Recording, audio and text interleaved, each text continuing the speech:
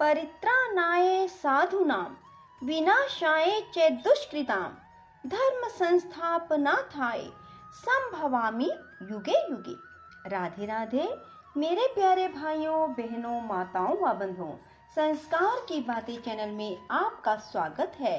बंधुओं, आज पितृपक्ष के दौरान मैं आपको सुना रही हूँ श्रीमद् भागवत गीता का चौथा अध्याय।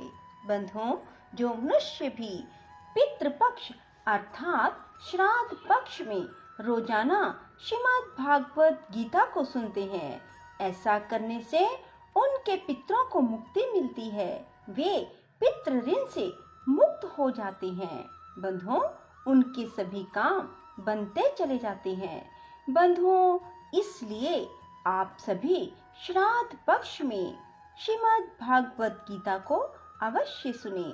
सुनने के बाद कमेंट बॉक्स में जय पितृदेव, जय कृष्ण भगवान की लिखना ना भूलें। बंधुओं, यदि आपने हमारे YouTube चैनल संस्कार की बातें अब तक सब्सक्राइब नहीं किया तो जरूर करें और बेल आइकन दबाना ना भूलें। बोलो कृष्ण भगवान की जय। श्री कृष्ण भगवान अर्जुन से कहते हैं, मैंने इस अविनाशी योग को कल्प के आदि में सूर्य के प्रति कहा था और सूर्य ने अपने पुत्र मनु के प्रति कहा और मनु ने अपने पुत्र राजा इक्ष्वाकु के प्रति कहा। इस प्रकार परंपरा से प्राप्त हुए इस योग को राज ऋषियों ने जाना, परंतु हे अर्जुन, वह योग बहुत काल से इस पृथ्वी लोक में लोप हो गया था।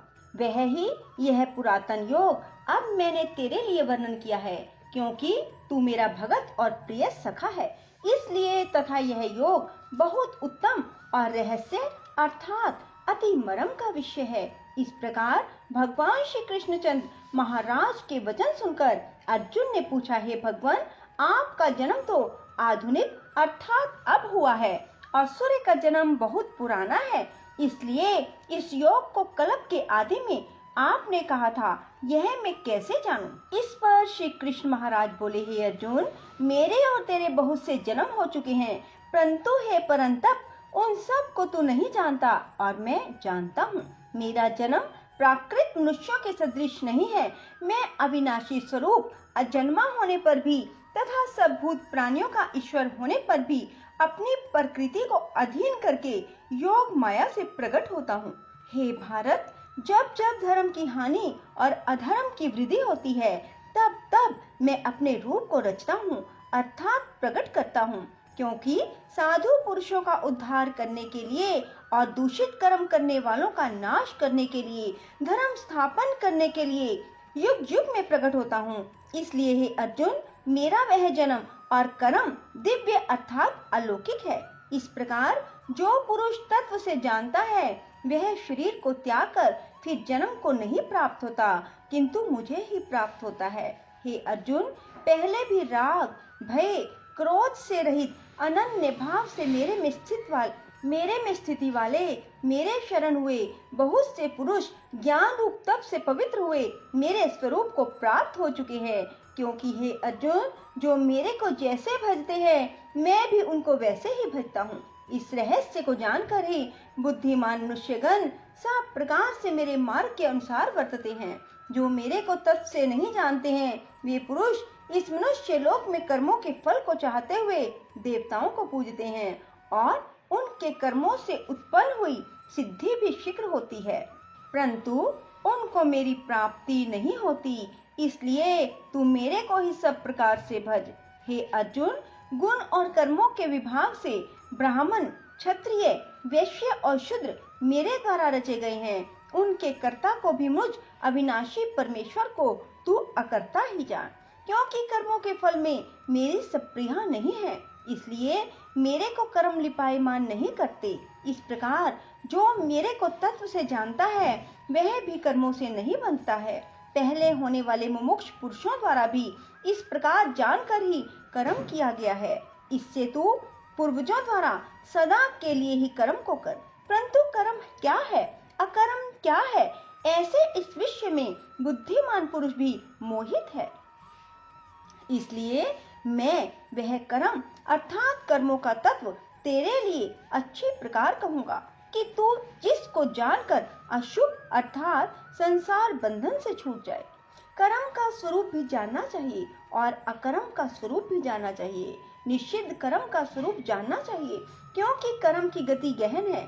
जो पुरुष कर्म में अर्थात अहंकार रहित की हुई संपूर्ण चेष्टाओं में अकर्म अर्थात वास्तव में उनका ना होनापन देखे, जो पुरुष अकर्म में अर्थात अज्ञानी पुरुष द्वारा किए हुए संपूर्ण क्रियाओं के त्याग में भी कर्म को अर्थात त्याग रूप क्रिया को देखे, वह पुरुष मनुष्यों में बुद्धिमान है। वह योगी संपूर्ण कर्मों का करने वाला है।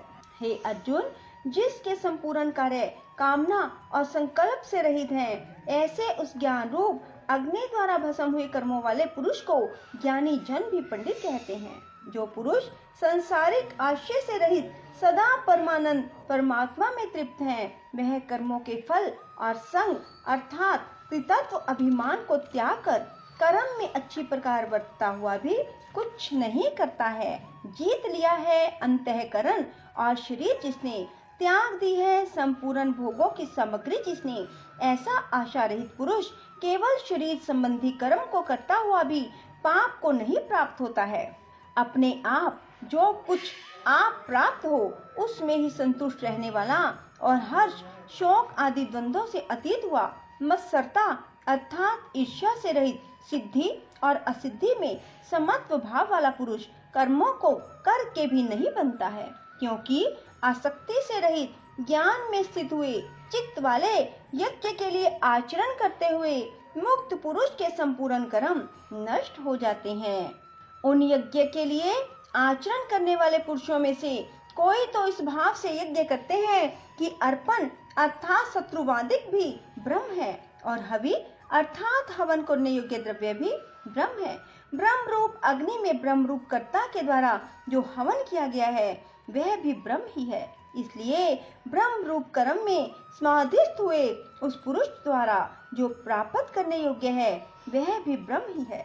दूसरे योगी जन देवताओं के पूजन रूप यज्ञ को ही अच्छी प्रकार उपासते हैं अर्थात करते हैं। दूसरे ज्ञानी जन पर ब्रह्म परमात्मा रूप अग्नि में यज्ञ के द्वारा ही यज्ञ को हवन करते हैं। अन्य योगी जन श्रोता आदि सब इंद्रियों को संयम अर्थात स्वाधीनता रूप अग्नि में हवन करते हैं अर्थात इंद्रियों को विषयों से रोककर अपने वश में कर लेते हैं। और दूसरे योगी लोग शब्दादिक विषयों को इंद्रिय रूप अग्नि में हवन करते हैं अर्थात राग द्वेष रहित इंद्रियों द्वारा विषयों को ग्रहण करते हुए भी भस्म रूप करते हैं। दूसरे योगी जन संपूर्ण इंद्रियों की चेष्टाओं को प्राणों के व्यापार को ज्ञान से प्रकाशित करते हुए परमात्मा में स्थिति रूप योग अग्नि में हवन करते हैं। दूसरे कई पुरुष ईश्वर अर्पण बुद्धि से लोक सेवा में द्रव्य लगाने वाले हैं। वैसे ही कई पुरुष स्वधर्म पालन रूप तप यज्ञ को करने वाले हैं और कई अष्टांग योग रूप यज्ञ को करने वाले हैं। दूसरे अहिंसा आदि तीक्ष्ण व्रतों से युक्त यतनशील पुरुष भगवान के नाम का जप और भगवत प्राप्ति विषयक शास्त्रों का अध्ययन रूप ज्ञान यज्ञ के करने वाले हैं। दूसरे योगी जन अपान वायु में प्राण वायु को हवन करते हैं। वैसे ही अन्य योगी जन प्राण वायु में अपान वायु को हवन करते हैं तथा अन्य योगी जन प्राण और अपान की गति को रोककर प्राणायाम के प्रायण होते हैं। दूसरे नियमित आहार करने वाले योगी जन प्राणों के प्राणों में ही हवन करते हैं। इस प्रकार यज्ञों द्वारा नाश हो गया है पाप जिनका, ऐसे यह सभी पुरुष यज्ञों को जानने वाले हैं। पाप जिनका, ऐसे यह सभी पुरुष यज्ञों को जानने वाले हैं। हे कुरुश्रेष्ठ अर्जुन, यज्ञों के परिणाम स्वरूप ज्ञान अमृत को भोगने वाले योगी जन सनातन परब्रह्म परमात्मा को प्राप्त होते हैं और यज्ञ रहित पुरुष को यह मनुष्य लोक भी सुखदायक नहीं है। फिर परलोक कैसे सुखदायक होगा? ऐसे बहुत प्रकार के यज्ञ वेद की वाणी में विस्तार किए गए हैं। उन सब को शरीर मन इंद्रियों की क्रिया द्वारा ही उत्पन्न होने वाले जान। इस प्रकार तत्व से जानकर निष्काम कर्म योग द्वारा संसार बंधन से मुक्त हो जाएगा। हे अर्जुन, संसारिक वस्तुओं से सिद्ध होने वाले यज्ञ से ज्ञान रूप यज्ञ सब प्रकार श्रेष्ठ है, क्योंकि हे पार्थ, संपूर्ण यावन मात्र कर्म ज्ञान में शेष होते हैं अर्थात ज्ञान उनकी पराकाष्ठा है। इसलिए तत्व को जानने वाले ज्ञानी पुरुषों से भली प्रकार दंडवत प्रणाम, सेवा और निष्कपट भाव से किए हुए प्रश्न द्वारा उस ज्ञान को जान। वे मर्म को जानने वाले ज्ञानी जन तुझे उस ज्ञान का उपदेश करेंगे जिसको जानकर तू फिर इस प्रकार मोह को प्राप्त नहीं होगा। हे अर्जुन, जिस ज्ञान के द्वारा सर्वव्यापी अनंत चेतन रूप हुआ अपने अंतर्गत समष्टि बुद्धि के आधार संपूर्ण भूतों को देखेगा और उसके उपरांत मेरे में अर्थात सच्चिदानंद स्वरूप में एक ही भाव हुआ सच्चिदानंद में ही देखेगा। यदि तू सब पापियों से भी अधिक पाप करने वाला है तो भी ज्ञान रूप नौका द्वारा निसंदेह संपूर्ण पापों को अच्छी प्रकार तर जाएगा। हे अर्जुन, जैसे प्रज्वलित अग्नि ईंधन को भस्ममय कर देता है, वैसे ही ज्ञान रूप अग्नि संपूर्ण कर्मों को भस्ममय कर देता है। इसलिए इस संसार में ज्ञान के समान पवित्र करने वाला निसंदेह कुछ भी नहीं है। उस ज्ञान को कितने काल से अपने आप समत्व बुद्धि रूप योग के द्वारा अच्छी प्रकार शुद्ध अंतःकरण किया हुआ पुरुष आत्मा में अनुभव करता है। हे अर्जुन, जितेंद्रिय तत्पर हुआ श्रद्धावान पुरुष ज्ञान को प्राप्त होता है। ज्ञान को प्राप्त होकर तत्क्षण भगवत प्राप्ति रूप परम शांति को प्राप्त हो जाता है। हे अर्जुन, भगवत विषय को ना जानने वाला श्रद्धा रहित और संशय युक्त पुरुष परमार्थ से भ्रष्ट हो जाता है। उनमें भी संशय युक्त पुरुष के लिए तो ना सुख है, ना यह लोक है, ना परलोक है, अर्थात यह लोक और परलोक दोनों ही उसके लिए भ्रष्ट हो जाते हैं।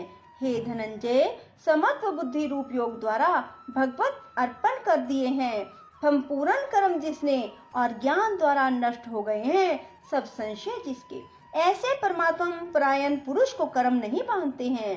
इससे हे भरतवंशी अर्जुन, तू समत बुद्धि रूप योग में स्थित हो और अज्ञान से उत्पन्न हुए हृदय में स्थित इस अपने संशय को ज्ञान रूप तलवार द्वारा छेदन करके युद्ध के लिए खड़ा हो। इति श्री मद्भागवत गीता चतुर्थ अध्याय संपूर्णम। ओम हरे राम राम राम हरे हरे, हरे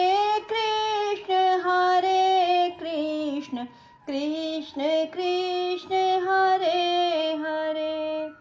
राधे राधे, जय श्री कृष्णा। बंधुओं, यदि आपको हमारी वीडियो पसंद आए तो इसे लाइक करें और शेयर भी जरूर करें ताकि आपके मित्र, आपके रिश्तेदार भी इससे फायदा उठा सकें।